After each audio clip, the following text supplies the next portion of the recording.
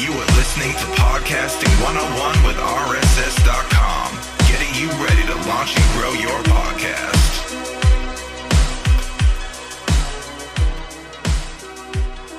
Hey everyone, Ashley here with RSS.com. Today we're bringing you Ginni Saraswati, podcast coach and creator of the Podcast Accelerator. We'll be talking about mindset, motivation, and so much more. Enjoy the show. Well, Ginni, welcome to the show. I'm so glad you could be here. Could you do us a little bit of a favor and tell us who you are and what you do? Sure. So my name is Ginni Saraswati. Ginni like the drink gin, not Genie or Ginny or all the other names that I get over here in America.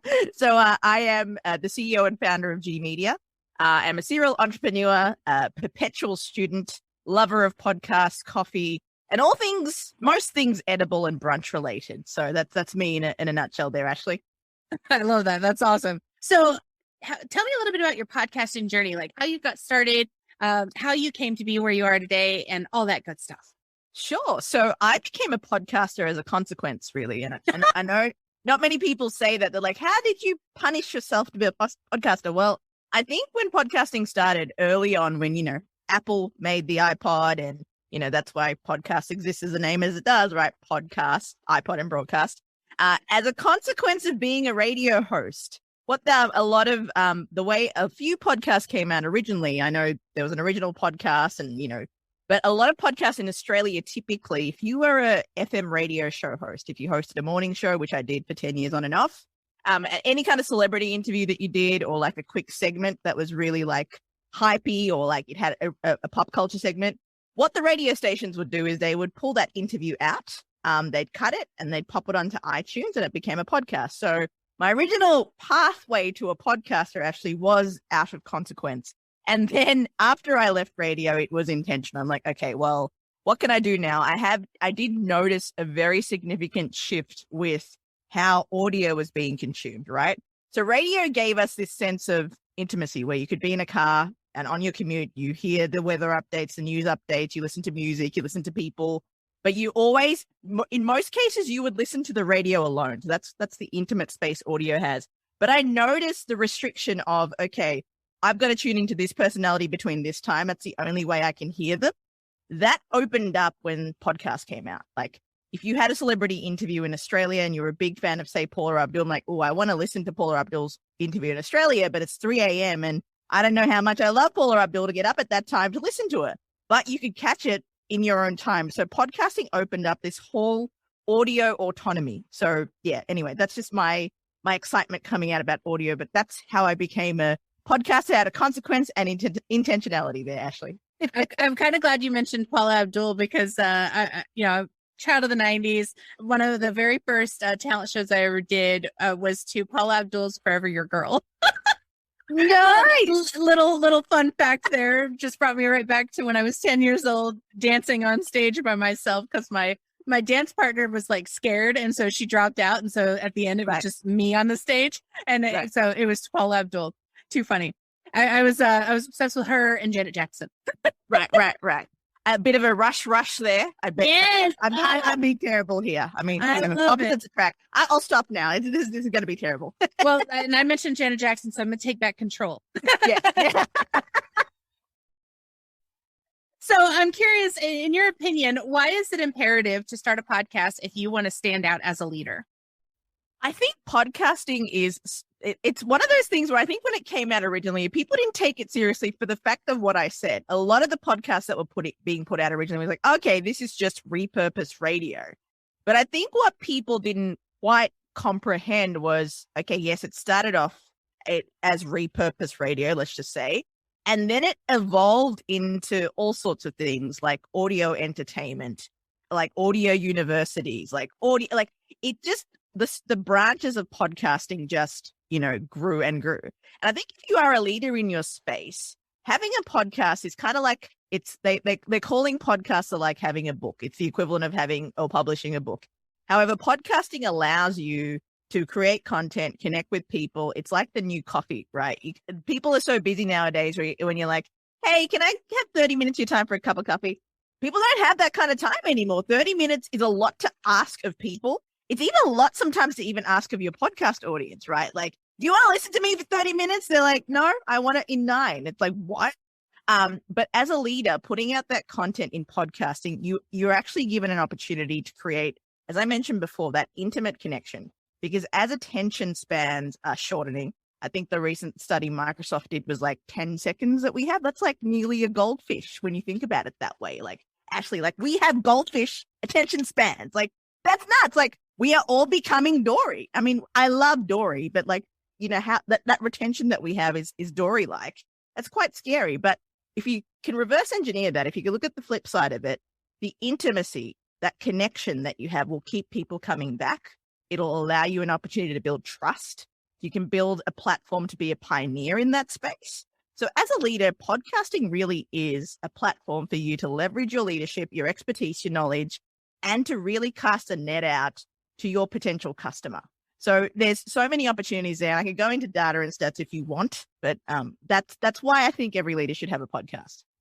It's so true. I definitely agree with that. And, one of the things you said was that we have shorter and shorter attention spans. And that's honestly one of the reasons why we're starting to experiment a little bit with what we're calling quick hit episodes, where we're taking the episodes that we have that are your standard 30 to 45 minutes, and we're chopping them up into little 3 to 5 minute bites.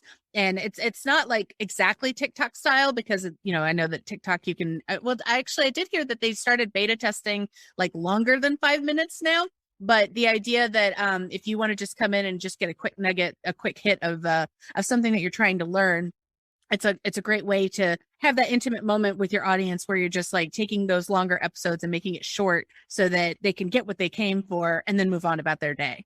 Exactly. And I think that's a great way of putting it too, because I think a part of that attention span, I feel it is a result of the pandemic. I think in that time we were locked in a space physically and information just pumped at us and everything going off everywhere. I think that is kind of an aftermath of that. I don't know if that's going to shift, like if focus and mindfulness is going to kind of come back to the forefront and be like, hey, we're highly distracted. How can we focus? But to your point, platforms are testing that out, I think, because they are preparing for that to come about soon. Well, and then you still have the longer episodes if you choose to use them, but just the fact that you have options, I think that's one of the big things is it's just giving people options. So, hey, if you've only got 5 minutes and you're like doing a load of laundry or whatever, here's this quick hit. But if you're going for a walk or maybe, a run or whatever, you can get a longer episode and just have that more, intimate time with someone. So with your own podcast, you do still have your own podcast, right? Correct. I do. Okay. And so, haven't released. Sorry, go. No problem. I was just going to say, so what is it about and how did you decide, all right, I'm going to start podcasting about whatever it is? Sure. So that's also another interesting question there, Ashley, because when I started my podcast, obviously when you have a background in radio, typically, especially a morning show, there's news segments, traffic, weather updates, the breaking news. Your content's kind of more or less shaped for you, right? You walk in, you're like, this is what you're talking about today. This is what's happening. And you pave your personality or weave it into those bits, right? But a podcast kind of gave me full autonomy to be like, what do I really want to talk about? I had no idea. Like, just full transparency, I went in, I'm like, I have no idea. I called it the Ginni Show because I'm like, this is kind of me reclaiming myself outside of radio, but also kind of about including radio in some ways. But the Ginni Show started off as a podcast that was kind of like an audio storytelling documentary of my life growing up in Australia as an immigrant kid, raised by a very loving, devoted mother, and growing up in Australia as a gay immigrant kid. So that was kind of like a narrative of growing up and what I learned. So it's like wisdom drops meets like audio narrative comedy. So that was what it started off as. And then as I moved to New York, it evolved into a lifestyle type show where I did more interviews and it was about personal growth. But now we're kind of rebranding it at the moment because a lot's happened in the last 3 years, right, for humanity, and a lot's happened for me. And I thought to myself, all right, this new season's going to be something different. It's going to be about how we're all curious spirits and how we can grow and evolve with travel, adventure, with whatever is there. But it's really a show about growth told through like travel, storytelling in places. So that's what the show's about. And we got a new season coming out in May. So I'm very excited about that. I actually love that. I really do. I was just reading the podcast Pontifications by Evo Terra, and he was talking about how the podcaster he was when he started is definitely not the same person today. When you look in the mirror and you're like, who am I as a podcaster? It definitely evolves and it changes. And so I love the fact that you said you're starting a new season, because even though it's a new season of your podcast, I think it's really cool that with something as diverse as podcasting, there are seasons of life to it. And so there can be seasons of life to your actual podcast as well. And I think that's really awesome. And I'm definitely going to have to check out your show. Thank you. So I'm curious, whenever you began podcasting, you already had, like you said, the background in radio, but what was it that you had to get, or like what kind of equipment did you need whenever you first transitioned from radio to, I'm going to be basically broadcasting from my home? What kind of things did you think you needed to get started?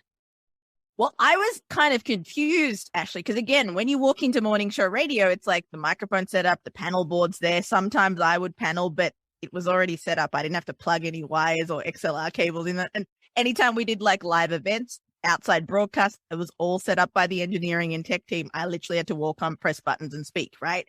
And I'm like, okay, what is this sorcery? I don't know what. And I knew when I Googled microphones back then. Obviously, we've come a long way with podcasting since 2016 when I released my podcast 6 years ago. The funny thing was I started Googling some things and I'm like, okay, microphones for podcasting. And I think there were a couple that came up, but there were different, I'm like, oh, I ordered 2 microphones. One was the ATR 2020 and the other one was, it was a Sennheiser microphone, but they were both XLR microphones. And what I was actually looking for was a USB microphone. So I'm like, I ordered the wrong mic. But now obviously we've come a long way since with educating with podcasts. So microphone was a big thing for me. And I think as a radio presenter, that was really drilled into my head. You need a good microphone. And then also, how do you soundproof? When you're in a studio, it's already soundproof for you in a way where the floor noise is minimized and everything like that. So soundproofing and microphones, I feel, are the 2 things that a lot of podcasters think about or a lot of aspiring podcasters think about. At least for me, that was the case. And it was insane. But when I actually took the first step and I bought it, I'm like, okay, this is pretty cool. I got it. And I had the privilege to work with a producer who did my air check or my sound check or my demo reels when I was a radio host. And he's like, buy this mic, buy this mixer, you're good. I'm like, okay, good. Then I was set up and I'm like, all right, you know what? I don't know what I'm doing. And he kept giving me tips. He's like, maybe cover your head with a blanket. I'm like, what is this? What is this sorcery? I do not cover my head with blankets, but it worked. So you kind of learn these things as you go along, right? Well, and I mean, luckily these days we have things like, software, one of the pieces of software I'm obsessed with is Descript because, it can take all the echo out. Exactly. Echo and, all that sort of background noise. And, if you have a production team too, if you're lucky to have an audio editor or a sound engineer, they can do what they can in post about that. They can reduce echo and, whatever they can do to reduce the floor noise. Yeah, but I mean, the good thing is as the space continues to evolve, as this medium continues to grow, there's more and more things that are coming out for the beginning podcaster who can still take, even their phone and turn it into what sounds like a studio produced piece of audio. And it's really awesome watching just how much it's grown just in the last couple of years. Because I know that podcasting has been around significantly longer, but the fact that just since the pandemic, it's just blown up. Just watching it in the last 2 years has just been absolutely insane to me. So what would you say to a beginning podcaster today, if they're about to launch right now? What do you think they need in place to get started with the show? I think what they need is, I think people think they need a lot of things before that they start. One thing I've noticed about humanity, Ashley, is that we are very quick to talk ourselves out of something that we want to do. So that whole mentality, I'm going to go to the gym tomorrow, and when you wake up, it's tomorrow and you don't go to the gym, right? You've got to have yourself prepared with some statements to counter that, right? I go through it every day. I wake up, I'm like, I got to go to the gym. And then my voice is like, just sleep another 10 minutes. Text your trainer. He's going to kill you, but just text him. I've texted him and I've seen the consequences, but you forget about that when you're tired, right? So what I did was I kind of come up with a counter in my head. You always feel better, Ginni, when you go to the gym.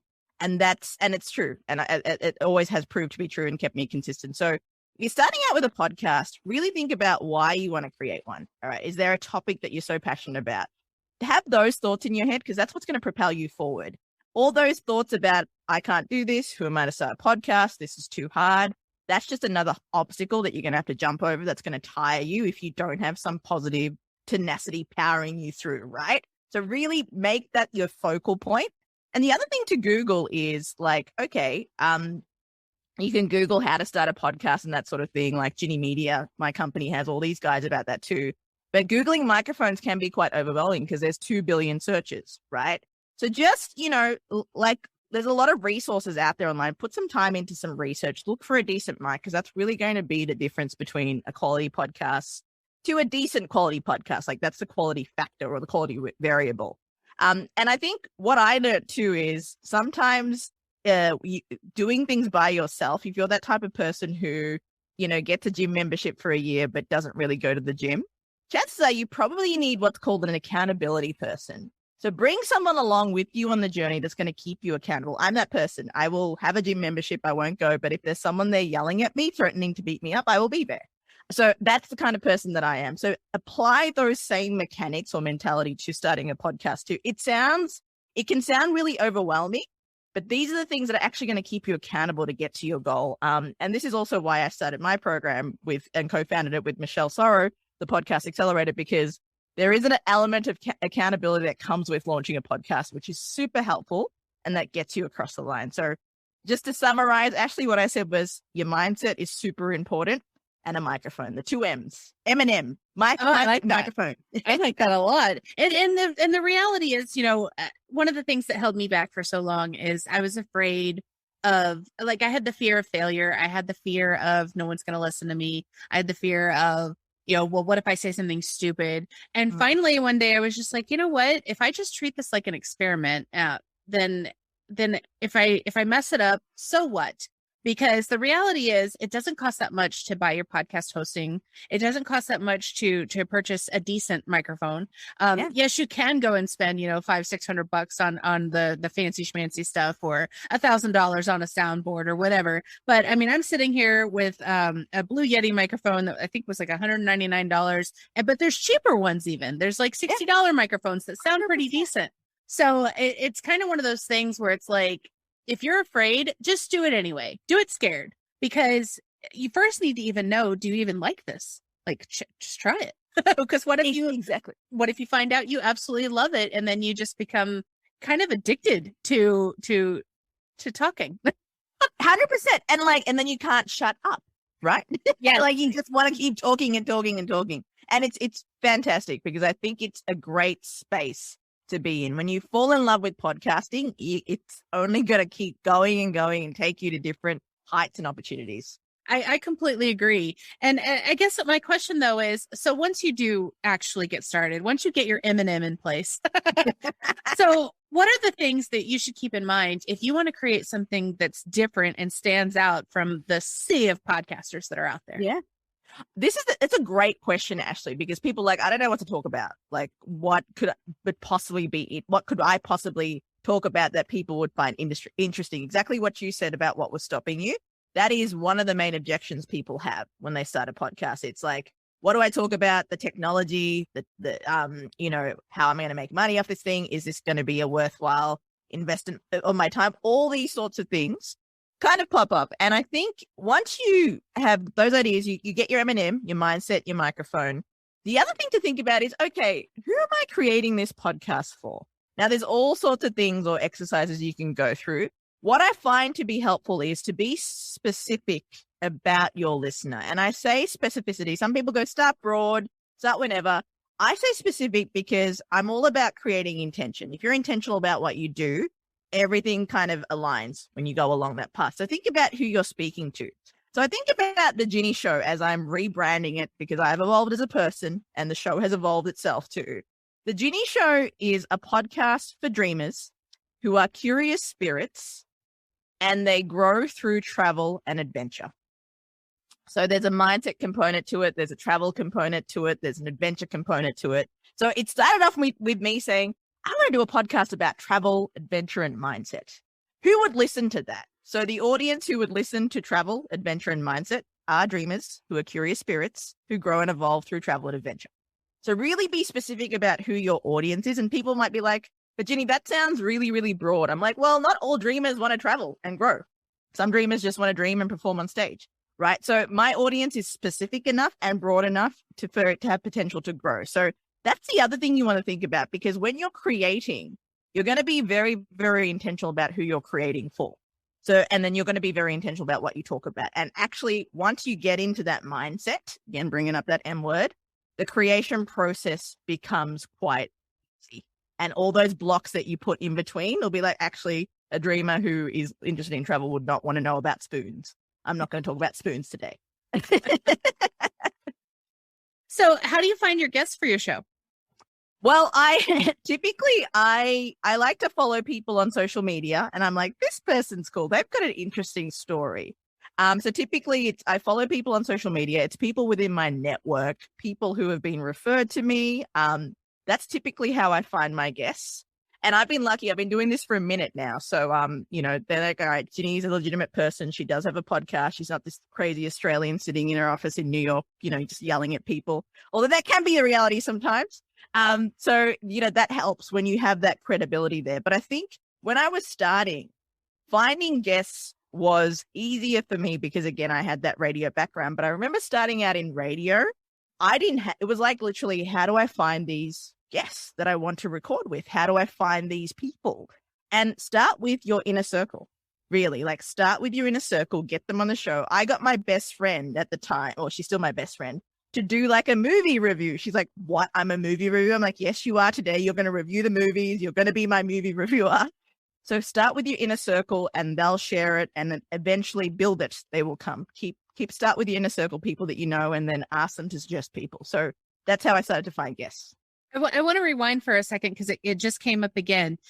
You said with radio, one of the things that was happening is that you had like a structure. You knew how to weave your personality in between the news segments and the traffic segments. So how do you structure your episodes these days? How does that work for your podcast? That's a great question. You've got great questions today, Ashley. Like I've got to get like you on and get you to like script my show out. So how do you structure your show? So when I first started in radio and my podcast, I scripted everything. So when I first did my nighttime show back then, it was called I Spy. It was a music review show. I scripted the whole 2 hours. Now, ultimately, when you get into your groove, that's not sustainable, right? Like scripting for me took about 3 hours, and then the show was 2 hours, and it's a lot of work. So a good framework to start with is like an arc for your podcast. So for my podcast, the Ginni Show, how we're planning it out is, okay, we're going to speak to guests about 3 travel memories that they have, and we're going to weave in their personal story about these memories, the people involved. And that's how we're starting it off as. And that's specific enough and, again, broad enough for the conversation to go here, there, or everywhere within a certain parameter, right? So I think people kind of feel like they need this rigid script. Sometimes it's a great safety net to start off with. And then, it's kind of like having your training wheels before you can ride the bike. If you want to be Phoebe from Friends, keep the training wheels on. But I suggest at some point, take those training wheels off and just have a very kind of solid but loose enough structure where you can actually allow a conversation to happen. Right. Absolutely. So that's kind of how that's good advice. Such good advice. And in fact, that's kind of how I started. Whenever I first started my personal podcast, I definitely had the whole script, the whole thing I was supposed to read. And over time, it became, okay, well, what are the 3 topics I really want to make sure that I say? And so like, even when you and I sat down to start this interview, I had this list of questions, but even still, based on the things that you've said, I was able to take what you're saying and ask you another question. And I think that's important because you need to be able to not be so rigid with what you're trying to do that you miss out on a great opportunity to ask a question. Like you never know what's going to come out of a conversation. So if you focus too much on the script, you're not going to get the opportunities to actually let the conversation evolve. Exactly. And the key to being a good conversationalist is listening, which is the key to being a good podcaster. If you're too rigid, you're not leaving any space to listen, right? And that organic flow of conversation to actually uncover. And to that end, I would say be sitting down with a pad of paper and a pen. Because I see you, girl. I see you writing. Yes. And the reason why is because, there'll be something that you'll say And then, the conversation moves on, but it's like, oh, but that was such a good golden nugget. What was it? Oh, crap. I can't remember. I'm the same, because like shiny diversion, the storage factor, right? Oh, I have shiny object syndrome, something awful, girl. Let me tell you what. So, now, would you consider your podcast successful? It's interesting. I would say no. And then people are like, you built your company off the back of your podcast. I'm like, oh, yeah, I did. Here's the thing. I think with me, I set a standard for myself for a podcaster, and the standard has grown as I've become a producer. The reason why I've taken such a long time to relaunch this 4th season of the Ginni Show, typically I do the podcast every year. 2020, I stopped it during the pandemic because as you said, podcast boom. So Ginni Media got crazy as well. And I launched a couple of other businesses, as you do, right? In the pandemic, like, I'm just going to get crazy. Then I'm like, do I really have the time and space to start a podcast? It would have been, my intention was to start it last year. And I'm like, and I think I'm in that mind frame of it's not successful because I'm not putting out what I teach my clients to do. So I think for me, it's been a great vehicle for me to build my businesses off. It's been a great relationship building vehicle for me. Actually, yeah, now when I think about it, that's pretty successful. Thank you, Ashley. Like, you reminded me, because that's what I teach like, if you build a business off it, if you build relationships off it, I'm like, okay, yeah, thank you for that, Ashley. You're welcome. I'm reminding you how successful you are. So now you've mentioned your clients a few times. So what would you say to your clients, or even to a beginning podcaster, about how to not only get success, but then maintain it? That's another great question, Ashley. I think getting success and maintaining it, firstly, you got to define what success looks like for you. And this is a thing where I think where I was a little bit like, oh, is that what I call to be success? Because I want so much more. And I think start there. Like, what does success look like for you? And also be mindful of the fact that your definition of success, what works for you, may not be the definition of success for someone else. I caught up with one of my best friends the other day, and she said to me, in the middle of the day, I can go for a walk in the forest with my daughter, and she can tell me about the fairies that live in the tree. But I have the ability to do that during the day, whenever I want, and have time with my daughter. That to me is success. That's fantastic. She's figured out that. She's got that self-awareness to be like, that's what I want. So start with, okay, what's my podcast? What am I creating my podcast for? So going back to the mindset of, okay, what is this for? Who is this for? That sort of thing. And what will this bring me? And what kind of joy can I keep going? Because if there's not joy, chances are you're not going to enjoy your success, or whatever you call it to be. So start with that. What do you define this? What are your kind of goals with this podcast? And sometimes people are like, oh, I want to be like a top 200 show in 2 years. Eliminate that pressure. I just find pressure just sucks out the passion of things, right? Pressure is needed in certain circumstances. I do appreciate that. But when you make a passion project, a pressure project, it fails. So just look at what your definition of success is, what you want to achieve, and remain consistent, right? It's a consistency game too in podcasting. And Evo Terra, I listen to podcast pontifications too.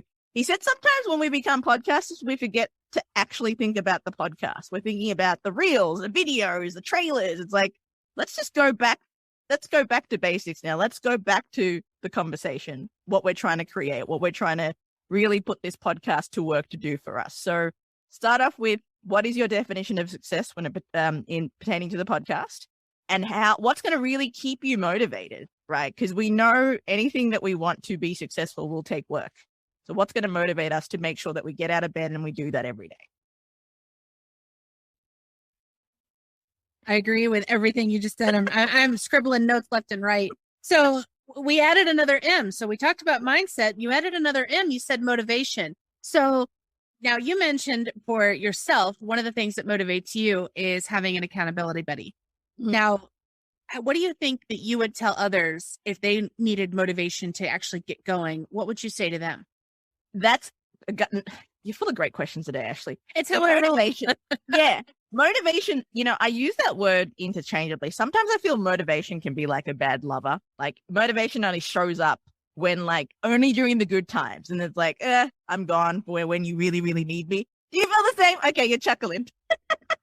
I'm trying not to do it on the microphone because I didn't want to ruin your audio, but my goodness, I'm rolling over here. That's fantastic. But it is. It's like that that fair weathered lover. It's like, yo, I'm good for the rooftop selfies, but I'm not going to come down and hang with you while you're digging up trenches for your new place, right?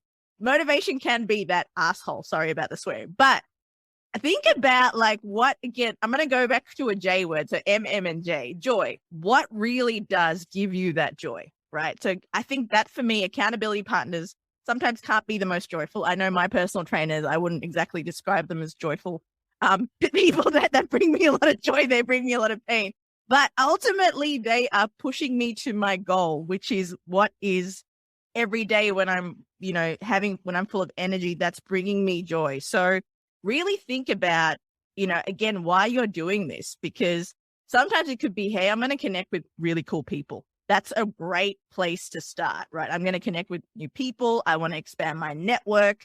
So start with that joy. What brings you joy? So I know motivation I did put in there and I use that interchangeably, but joy is probably a more trustworthy friend to have in your times. Joy will be there. And if joy doesn't want to be there, joy won't be there. And it'll be very clear why. I'm having a Marie Kondo moment. If it doesn't spark joy, let it go. 100%. 100%. Now, so you've mentioned your clients a couple of times, and you've mentioned that you started a business based on your podcast. So what is it exactly that you do to monetize your show, and how did you build a business off of your podcast? What does that mean for you? Sure. So when I started the Ginni show, I was like, oh, how can I monetize this thing? I wasn't sure. Again, I started because I just wanted to get on the mic, have a joke here and there, talk to really cool people. And then that was what brought me joy.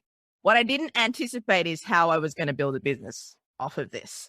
It kind of happened organically. So when podcasting in Australia, at that time, I released a podcast.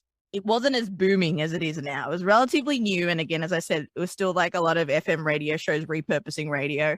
So when I started the Ginni show, it got nominated for a couple of awards. One was the Australian Podcast Awards and one was the Australian LGBTI Awards. It got nominated, which was great. And I had a lot of people come up to me going, hey, you started a podcast. Can you show me how you do what you do? And then it hit me. I'm like, actually, that's a really good point. Because when I started, I'm grateful I had my audio engineer because he could edit things for me, right? And he could give me tips on how to make my sound better. So I learned a lot from him. But then the other things I was thinking about is, what if someone could actually post my episode for me? What if they could write my show notes for me? What if they could create artwork to promote the podcast?